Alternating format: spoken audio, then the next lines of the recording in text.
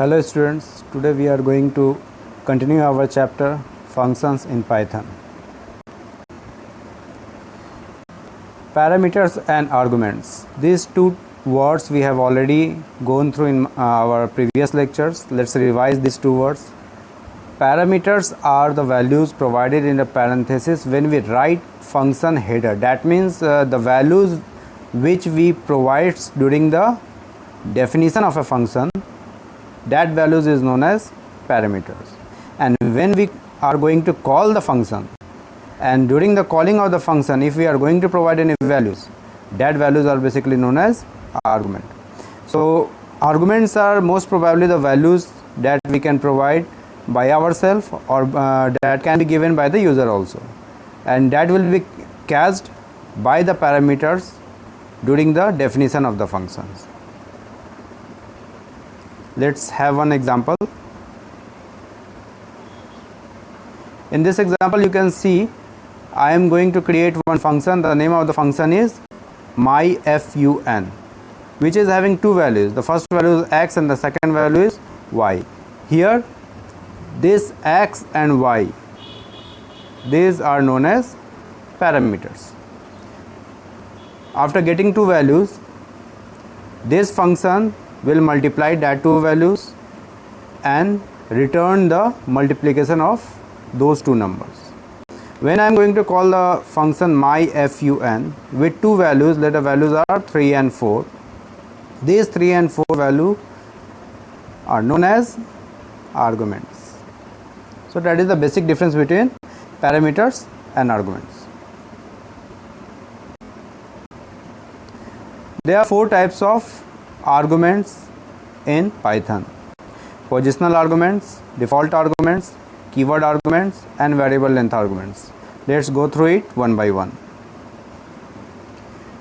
Positional arguments are the arguments in which position matters. That means when we are providing two variables or more than two variables, their positions during the definition of the function matters a lot. We can't interchange the position of the parameters. If we are going to change the position of the parameters, it will affect the argument also. So positional arguments are the concept in which we have to provide values at the particular position. Let's have a simple example. It will clearly explain the concept. Let's run one program. You can see here I am going to create one function, and the name of the function is positional with two values. The first value is x and the second value is y.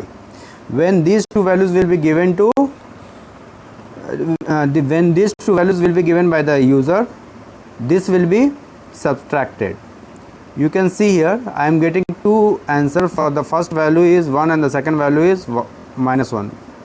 The main concept behind this is that, see the code, two values are being subtracted, x minus y. That means when the value is x, when the value x is greater than y, we are going to get the answer that will be the positive value. But when x will be less than y, definitely we are going to get the answer that will be negative answer, because when I am going to subtract x minus y such that x is less than y, definitely we are going to get a value which will be a negative part. That's why this type of example of a function will be known as positional argument, a type of function which is having arguments that are known as positional arguments. Let's move ahead.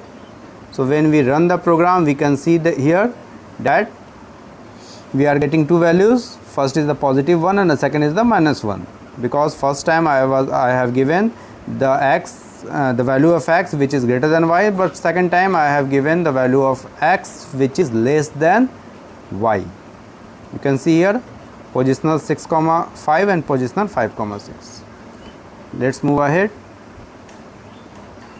This was the positional argument. The second type of arguments is known as default argument. What does it mean by default argument? Default means when user is not providing you anything, automatically this value will be accepted by the compiler. You can see here I am going to create one function and the name of the function is myFun.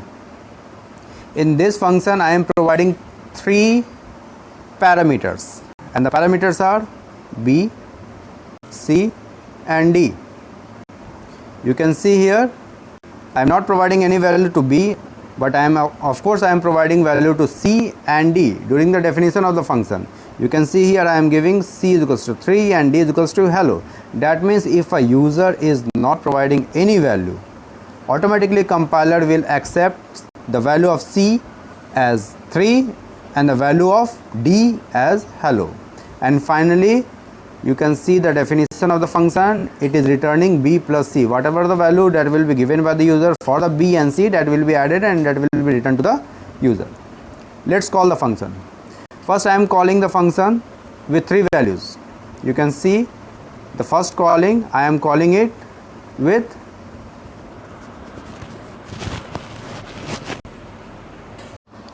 first I will call the function with 3 values. You can see that I am calling myFun thrice. First I am calling with 3 values 5, 3 and hello. So I am providing 5 to the variable B, 3 to the variable C and hello to the variable D. So in the first calling I am providing 3 values, so 5 and 3 will be copied to B and C, and this the addition of B and C, that is 5 plus 3 8, will be returned to the user. Second time I am calling the function myFun with only 2 values. The first value is 5 and the second value is 3. So first value 5 will be copied to B and the second value 3 is copied to C. Same way B plus C, again 5 plus 3, that is 8, that will be calculated and returned to the user. Last time again I am calling the function myFun but with only one value and the value is 5. So I am not providing the value for C and I am not providing the value for D. So when I am not providing the value for C and when I am not providing the value of D, automatically the compiler will accept the value of C as C is equals to 3 and D is equals to hello. Although in my programming D is not having a proper role as the output, just we need to calculate B plus C and that will be returned to the user. So we have to concentrate here more on B and C. So in the third calling I am not providing any value to C, but still since I am not providing any value to C, the value of C that was given during the definition of the function, that is C is equals to 3, that will be automatically accepted by the compiler. So when I am calling third time myFun with value 5, finally 5 plus 3 will be calculated and again we are going to have the same answer, that is 8. You can see I have written here all the above function calls returns 8. So and finally if you are not providing any value, automatically a particular value will be accepted that you have provided during the definition of the function. Let's move ahead. Let's have one more example. In this example you can see I am creating one function, the name of the function is default, in which I am having one parameter and the name of the parameter is name. Just have a look on it.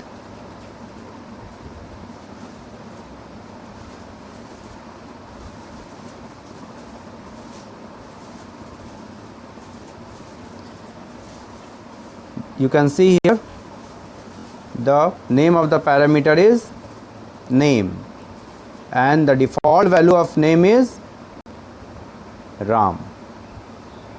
That means if user is not providing any value, automatically the name Ram will be accepted by the compiler. But if user is going to provide any value, then automatically this Ram will be replaced by that value. You can see here I am calling the default function twice, first without any value and second time with a value.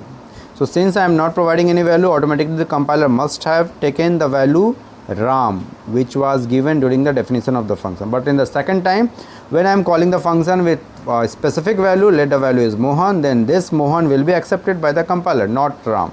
Let's run the code and see the output.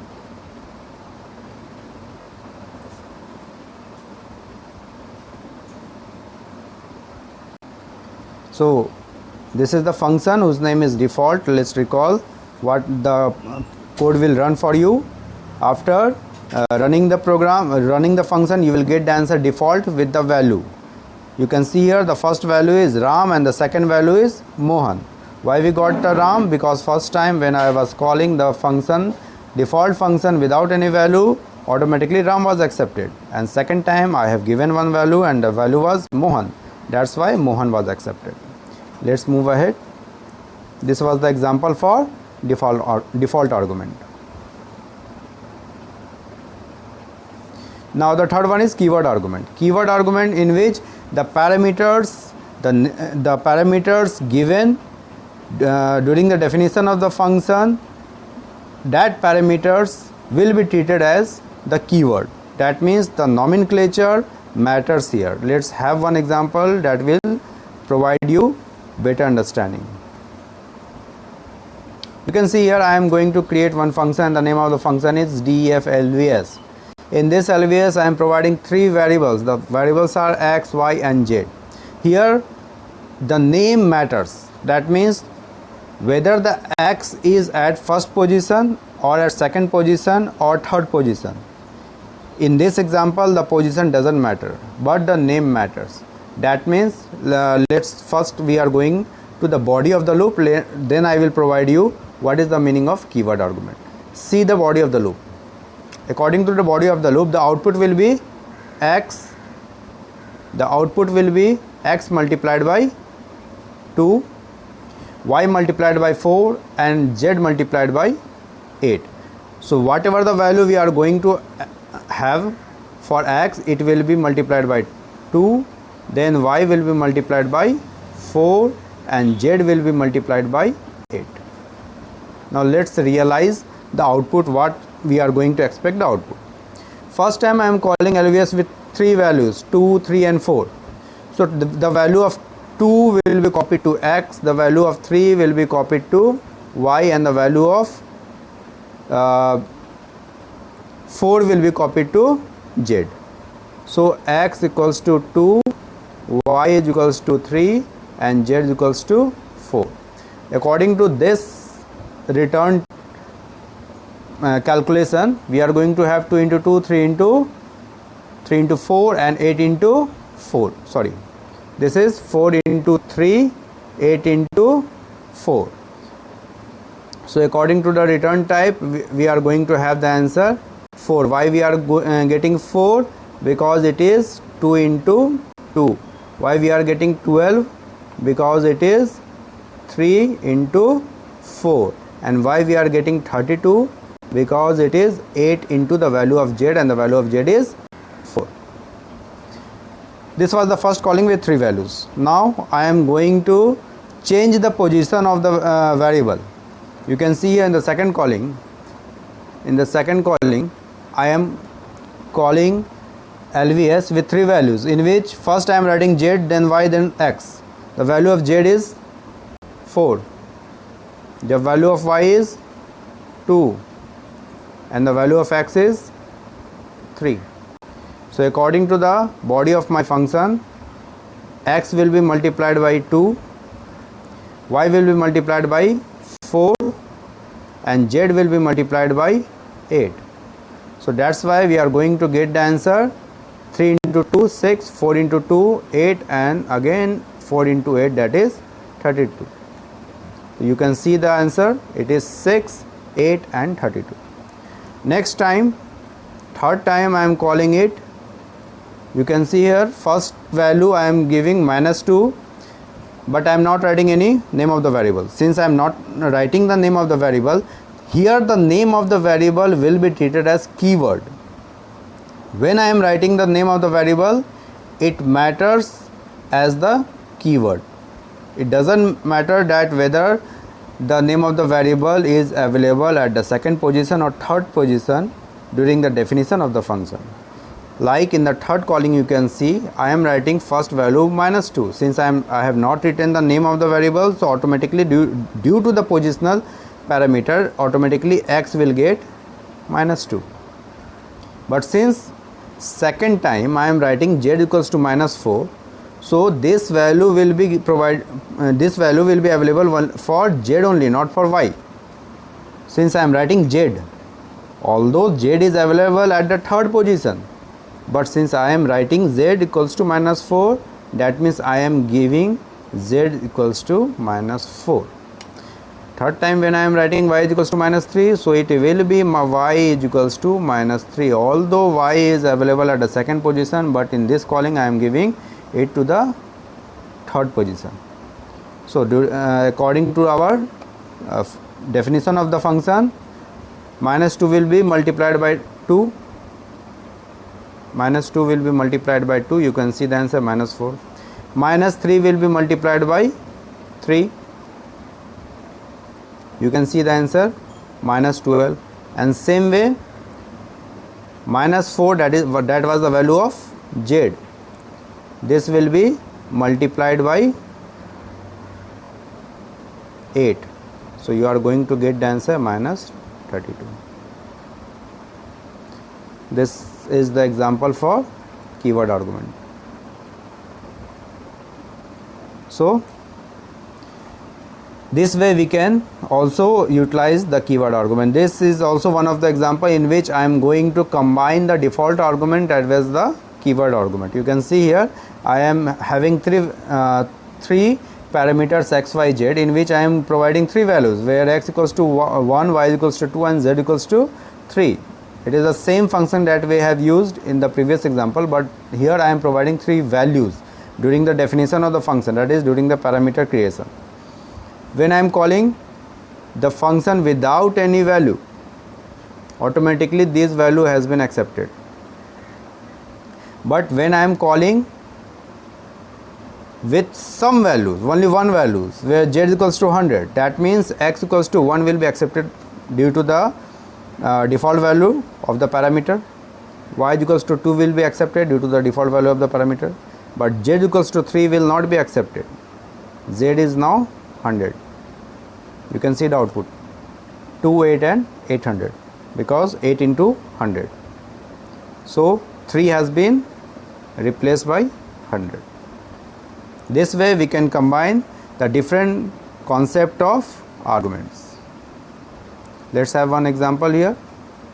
You can see the same example that I have shown through the PPT. Let's execute the code and let's see whether it is returning same as we have discussed. So LVS is the function which is having three parameters a, b and c with three values as the default value. A equals to 1, b equals to 2 and c equals to 3. Output will be twice the a, thrice the b and 4 times c. Let's run the code. So I am going to call it LVS without any value. So I got 2, 6, 12, because 2 into 1 is 2, 3 into 2 is 6 and 4 into 3 is 12. Again I am going to call it. Let's call it one more time. So when I am calling it with some particular value, let a value b is equals to 8. So I am replacing only b here. So I am replacing b here. You can see the output we are going to get is 2 into 8. Sorry, 3 into 8. So 2 has been replaced by 8. Okay, and here due to 3 into b, we are going to get 3 into 8. Next time I am calling LVS with the change value of a, and we are going to get, basically we are going to get 12, 6 and again 12. Why 12? Because the value of a is 6 here and 6 is multiplying by 2. Same way you can see here I am changing the values during the calling of the function, and you can realize the changes that is being reflected at the output screen. So this was all about our keyword argument.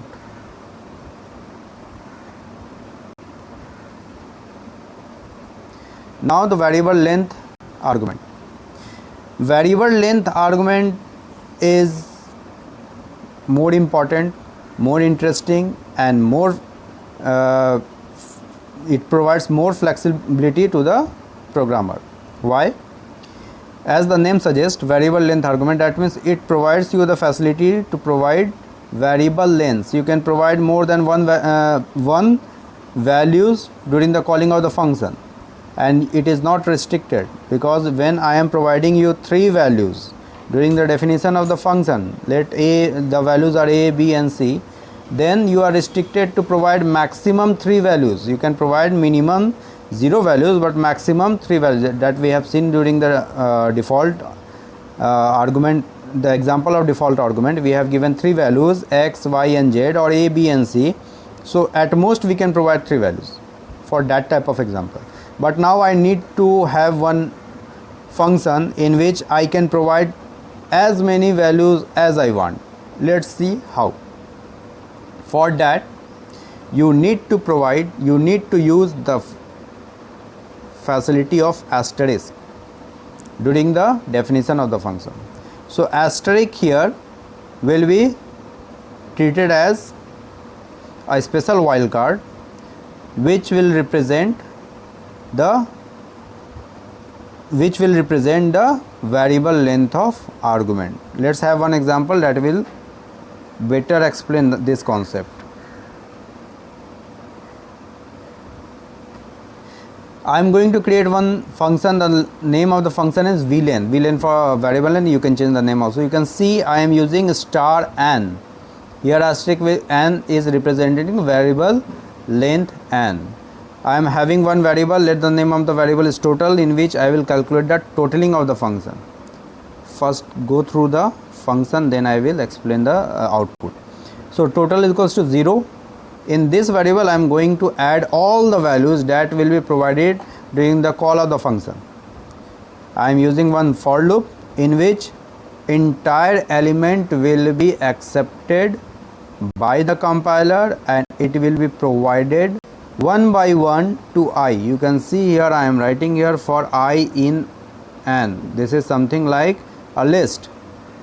Let's have one example, then I will explain more how this I is accepting n, and finally each and every value will be calculated here as total plus I, and the sum output will be provided to you. We are going to execute the code. So starting value of total is 0. My loop will run from I is equals for I in n. Let's run the program.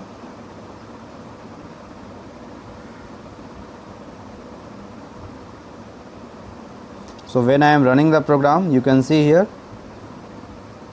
first time I am running with one value, so I am getting the answer 5, because 0 plus 5 is 5. Second time I am going to run this program with 2 values, 5 and 6, so I am going to get the answer 11. 5 plus 6 is 11. Third time I am going to call this function again with multiple values.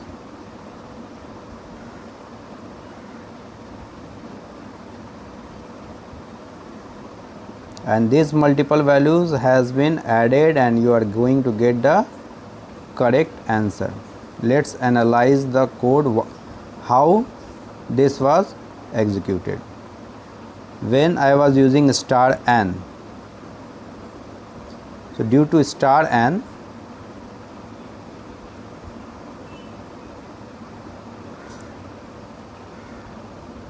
this star n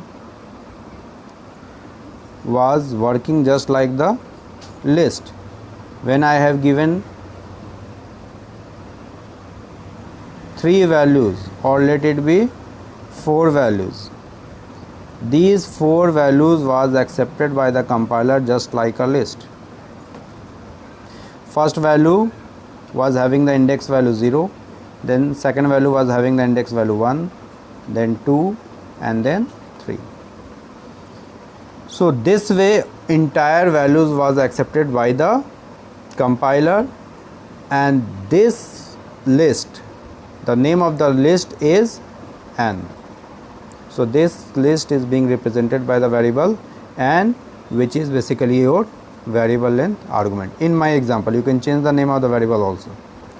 So here when I am writing for I in n, That means if n is a list which is having multiple values, the first value of I will automatically accept the 0th index value, the second value of I will automatically accept the value of first index value, second index value, third, and so on.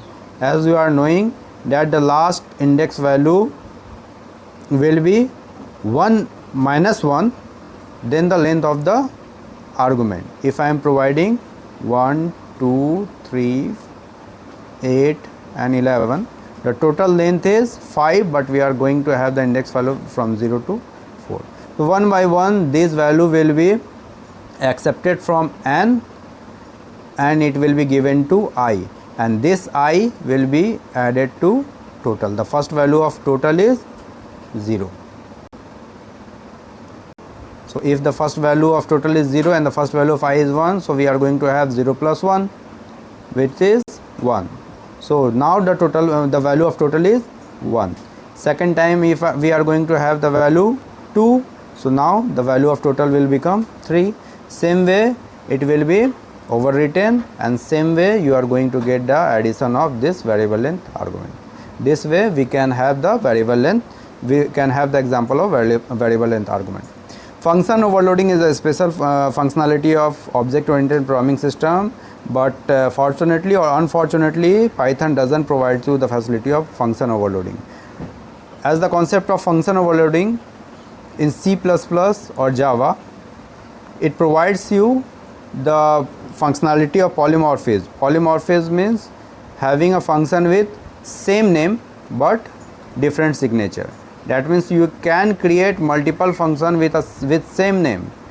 You can just change the signature. Signature is the representation of the number of argument or the name of the argument.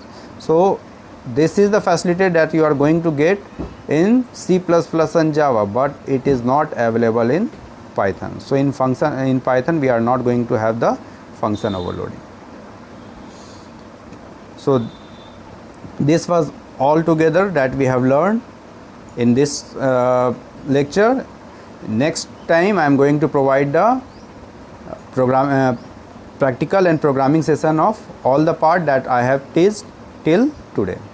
Till then, take care. Thank you.